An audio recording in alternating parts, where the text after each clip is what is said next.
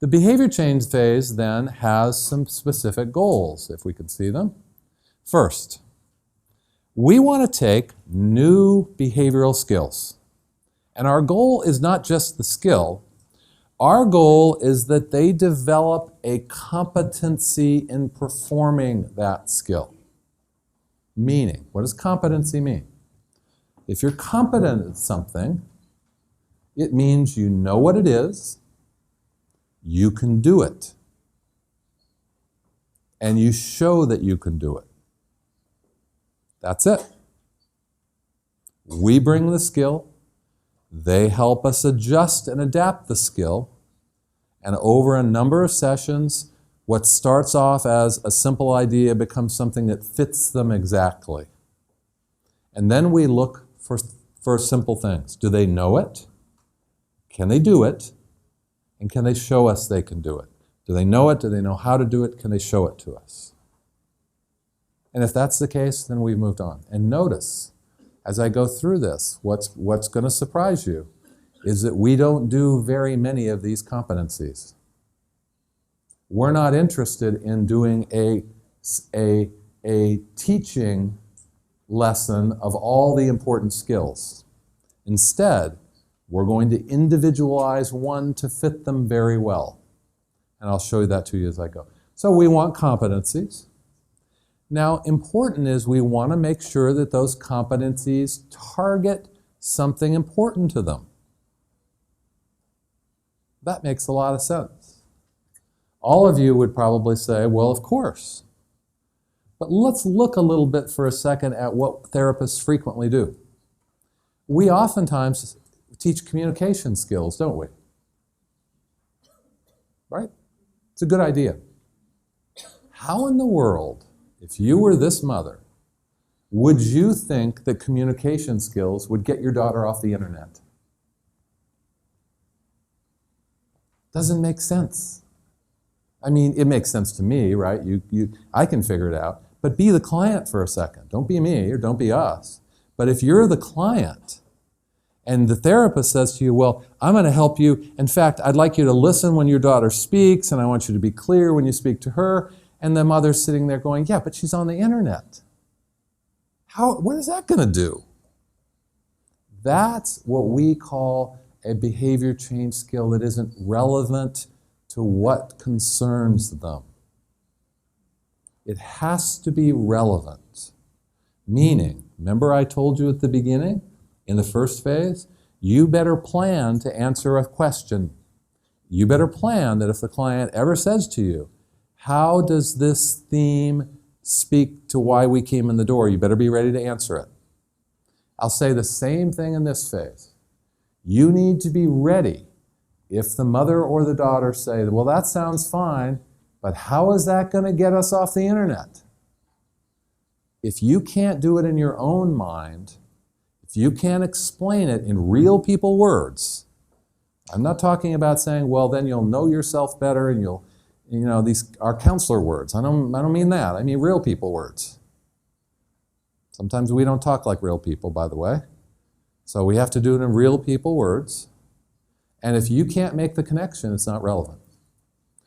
So if I were to go to a physician and they were to say, let me help you lose weight, you should start jogging.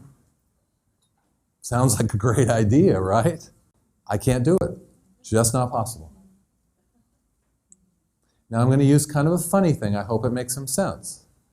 Frequently as therapists, we make the mistake of asking our clients to be taller or shorter. Not an obtainable thing. What I mean is that we ask them sometimes to manage emotion that is way too big to be managed. For example, with this mother, she gave us a perfect example. There is no way in the world that she is ever going to be able to let go of the terrible thing that happened between her and her husband. Ever. If we were to say, get over it in a nice counselor way, of course, she can't. That's not obtainable. If we were to say, you don't have a father, too bad, get over it, can't do it. Not obtainable. If you tell very concrete people, to get to do very nonspecific things, they can't do it. Think about it. How frequently have you had a client, usually a man, because us men frequently are seen as in our head a lot. We're seen as thinkers rather than feelers. I don't know if that's the case, but I mean frequently it's seen that way, right? And have we not been taught as a profession, frequently, not always, but frequently, have we not been taught to get people in touch with their emotion? We have. Some people don't work that way. They just don't. They just don't. That's fine. You know, quite honestly, sometimes the problem is people feel too much. So that is another example of something that's not obtainable. Don't try to make somebody something they're not. So you have to start off by matching to them and not asking them to do something that doesn't fit them, that they'll never do. So it's got to be obtainable. And it has to be what we say maintainable. What I mean by that, it has to be possible in their context to do this. For example, listen to what this mother said to us. The doctor before told her to spend time with her child and love her child. She works every night till midnight trying to make enough money to survive. Even if she could spend some time with her daughter, can she maintain it? What would happen if she went to the patent lawyer and said, I'm going to start to leave at 5 o'clock to spend time with my daughter? She might lose her job. Not maintainable. Not maintainable. So you have to think carefully about these skills. And remember, from the very beginning I said they have to match the client in these three ways. It has to be something relevant, something obtainable, and something if they obtained it, they could keep it going in their context. Those simple three things are exceptionally important in terms of being able to do a skill, add a skill, build a competency that they can do, that they can stick with over time. Our third goal, which is an interesting one, we need to match the skill to them. Here's what I mean. I very briefly, just because we don't have a lot of time, talked about relational functions, right? What I mean is, how does a behavior function in the relationship to keep that relationship glued together? And remember I said to you that our theory, and by the way, only theory, not science, our theory is built on Minuchin's early idea of enmeshment and disengagement, which is an idea that Murray Bowen had, a number of people had, right? Our idea is built on that. The idea is every relationship has some degree of connectedness and some degree of distance. We like the words interconnected and independent better because they don't come with a value connected to them. All of us have been taught enmeshment is bad. All of us have been taught disengagement is not good. We're looking for a balance. But what if you didn't think that? What if you thought, instead of good and bad, that this 1, 2, 3, 4, 5 thing we have, the degree of connectedness, was not a value. None of them were good and none of them were bad inherently. They were just how someone functioned. If you thought that way, it would allow you to match the skill to what they get out of the pattern. Here's what I mean. Let's imagine that the pattern between the mother and the daughter that we saw is a pattern in which they fight, they escalate, etc. And then at the end of the pattern, the girl goes to her room and gets on the internet. She totally loses herself in the internet, doesn't think 1 second about her mother. She fought with her, she battled with her, but at the end of the day, in her head, she is pretty much psychologically independent from her. Why? Who knows? We don't know. A lot of roads to the same end, remember? What about if the mother at the end of the very same pattern went off by herself, and she sat, and in her head she went through, I'm a bad mother. How can I do this? What happened? And she was involved in her mind totally with her daughter. Same pattern between them, different things they get out of it. The girl gets psychological independence. The mother ends up with psychological interdependence, meaning she's still very involved with her daughter. What if we were to teach them problem-solving skills? How do you match to that? Well, on the one hand, we could try to make it problem-solving that was very kind of intellectual. 5 steps, do each step, get done with the step, move along. However, that might fit the girl very well, right? Because there's not much emotional interconnectedness with that. It would fit her perfectly. The mother could never do it. Because for the mother, you'd be asking her to replace something in the relational pattern with a behavior that didn't match her. With the mother, if we wanted to match her and we were doing problem solving, you know what we would do? We would probably have the mother spend, I'm going to joke a little bit with this, so play around. We would probably have the mother spend an hour thinking about what she wanted to say. We may have the mother write down the 3 important points that she came to in her hour of thinking. We would have the mother go in and we would say that the first part of problem solving is to express all your feelings. And you have to say nothing about the girl, you have to say, I feel, I feel, I feel. We would tell her that she can't do that in any less than 15 minutes. She has to keep it up to make sure she gets it all out. And then we should say, when she had a discussion about what the problem was, that she should go through every possible scenario, and in doing so, she should ask herself internally how it felt. And then we would say, when you pick an alternative, we would ask her to do what some of you were doing, which is after lunch, you're closing your eyes, and you're getting very comfortable, and we would ask the mother to do that, and to see how it felt. See what I mean about matching?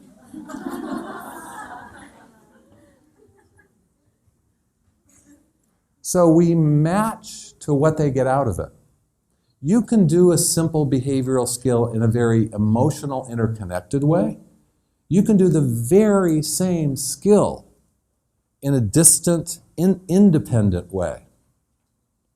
So the point is, as I'll show you as we go through, number 3, which is matching to functions, becomes critical. And you're able to match. We have a little scheme that will help you match to that. So it's more than just teaching a skill. There's an art here. And in the early days of FFT, we made a mistake, a fundamental mistake, because we thought the teaching of the skill was a technological activity. We actually thought, remember, therapy and education, that was our first 2 phases. We actually thought you could send them off to a technician that would teach them parent skills or teach them problem solving, until we realized that that's just as therapeutic and creative. It requires just as much matching it to the family, and that can only be done by a skilled, creative therapist. So, it is not that behavior change is teaching a lesson, and it is not that behavior change is going through a curriculum. It is that behavior change has some simple principles, and then it is up to the therapist to creatively take those principles and match them to the client. That's what makes teaching and implementing these skills therapeutic rather than just education. So, we would do those 3 things. What were the outcomes we would look for in this phase? This phase may take 2, 3, 4, 5 sessions. It depends. On what? On the family. It depends on whether or not we can match it to them, how difficult it is, how creative we can be, etc. And we would look for this. Are they increasingly using that skill? When I say that one, I'm going to say what I mean, but are they using the skill every day? Can they use it in the room in front of us? When they bring a problem in and we say to them, because we've changed our responses to what they say, can we see them do it? Do they know what it is? Can we see them do it? Can they actually practice it? So we would look for that. We would look for consistency, meaning we would look at their ability to apply it in some different situations. What we would not do in behavior change is try to go through too many different skills. And herein lies a core principle of FFT. Do more with less. Do more with less. This workshop, you may enjoy it, you may not enjoy it, you may get a lot out of it, you may not. But if the person here that gets the most out of these 2 days will walk away with at most 20% of what I said. At most. It's just not possible to absorb anymore. Be a client. And you're not emotionally involved in this, right? This is an educational thing for you. It's not emotion. What if it was an emotional thing that was about your life? You're not going to be able to absorb too many different things. You're only going to be able to do one thing. Maybe one thing with a lot of variations. You're not capable of doing too much.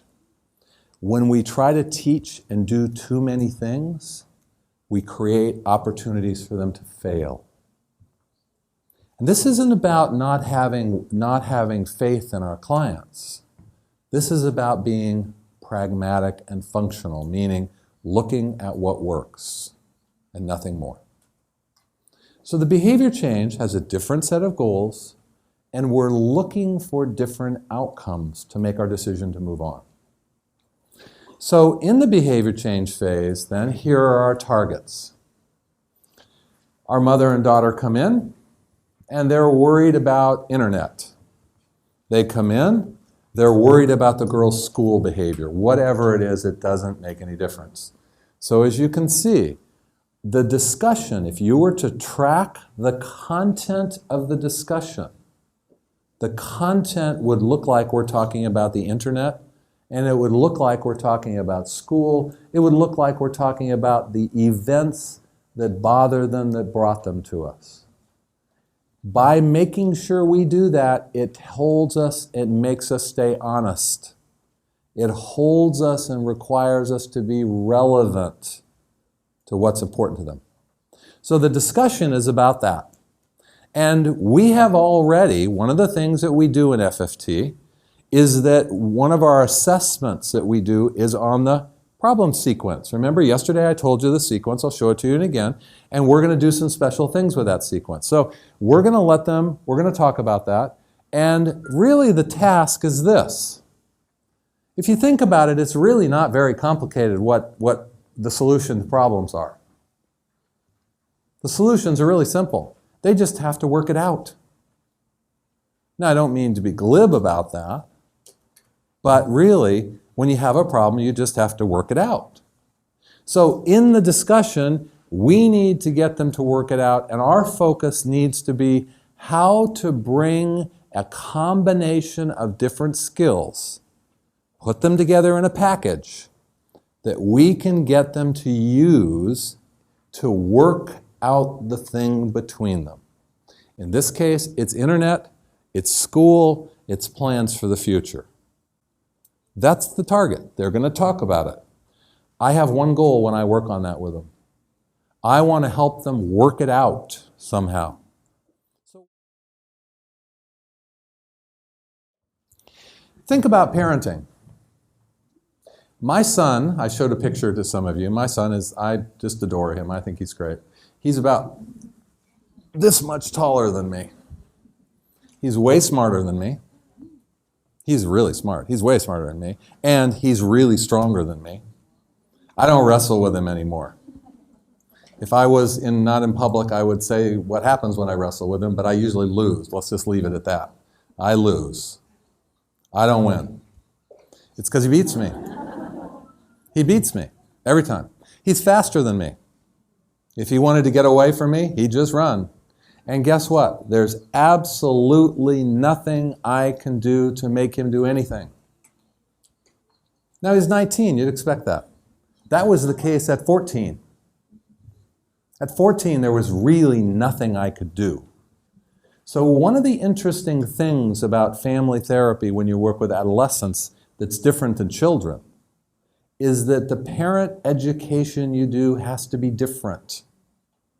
When they're children, you want to focus on the parents telling, the parents forcing, the parents convincing the kid to do a certain behavior.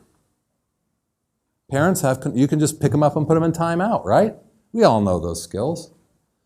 Trust me, if I were to put my son in timeout, I'd lose. I'd be the one in the closet somewhere.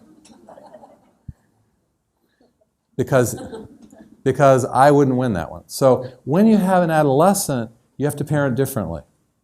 There's a single thing that I have that allows me to monitor him and to help teach him. One thing. We have an alliance between us. That's it. Without that, all he has to do is say no. I can take his car key away. He'll walk. What do I have? I've got nothing. Nothing. I'm done. So the only thing I have is to have a relationship. Now the problem with the mother and daughter here is the mother was trying to force her daughter. She was trying to make her. She was trying to use a power that she didn't have with her daughter. That's the difference between parenting a little kid and an adolescent. So when we talk about parenting in adolescence, it's more about monitoring and supervising with alliance than it is about monitoring and supervising with power. As much as we as parents would like to use our power, what we need to remember is we don't have any. We don't have any, despite how much we'd like to have it. So your kids, how many have adolescents?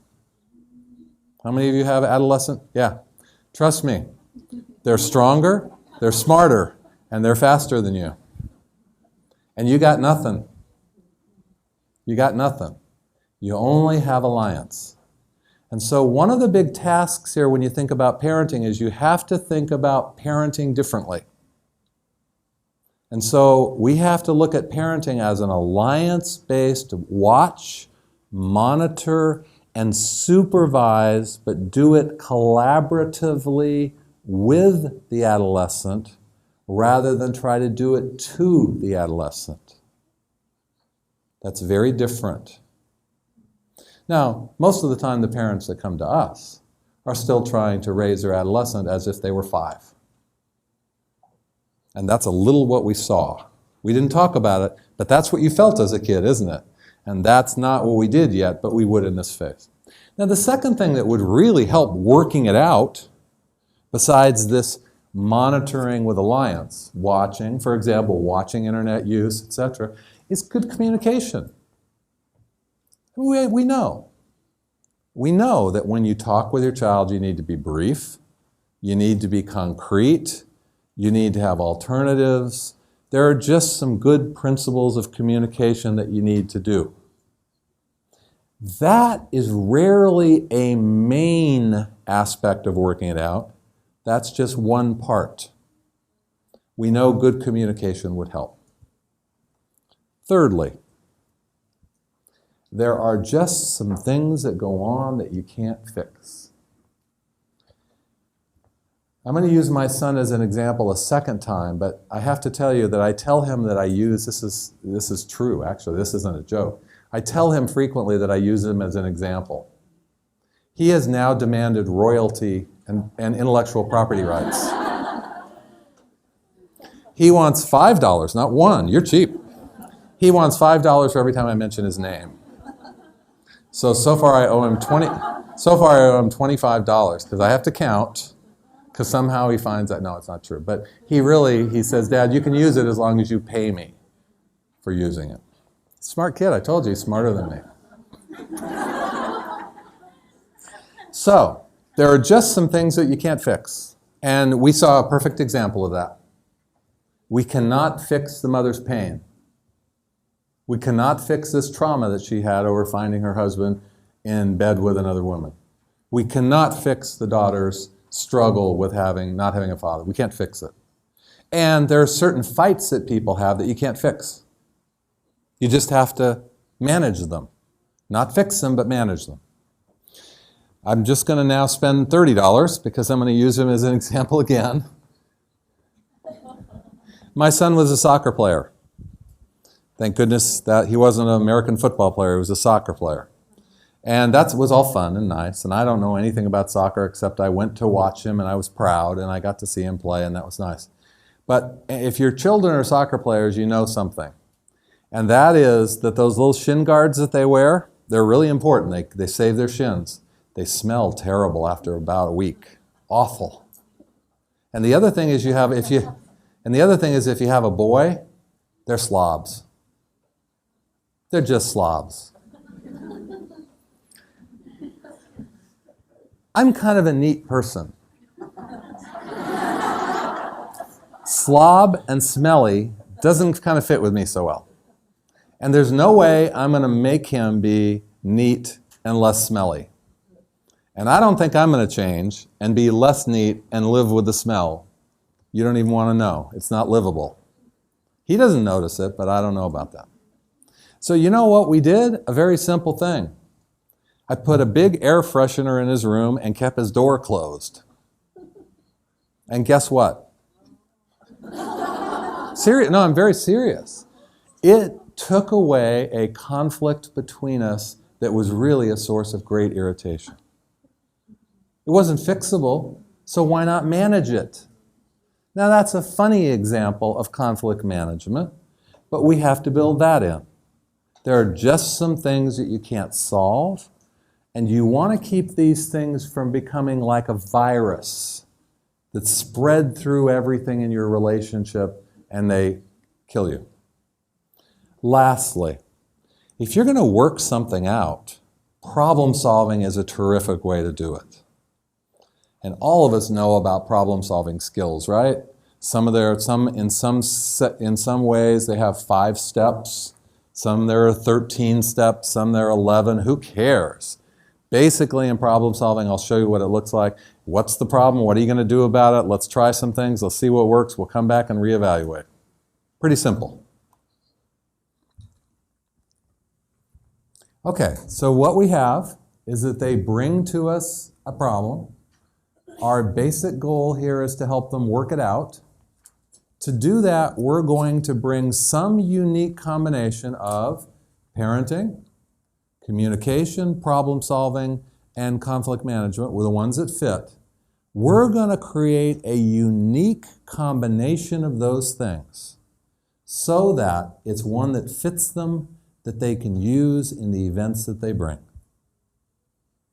That's why it's creative, because it's not that we do the parenting module and then we do the problem-solving module and the communication module. You, as the therapist, mix it together into a unique plan that fits them.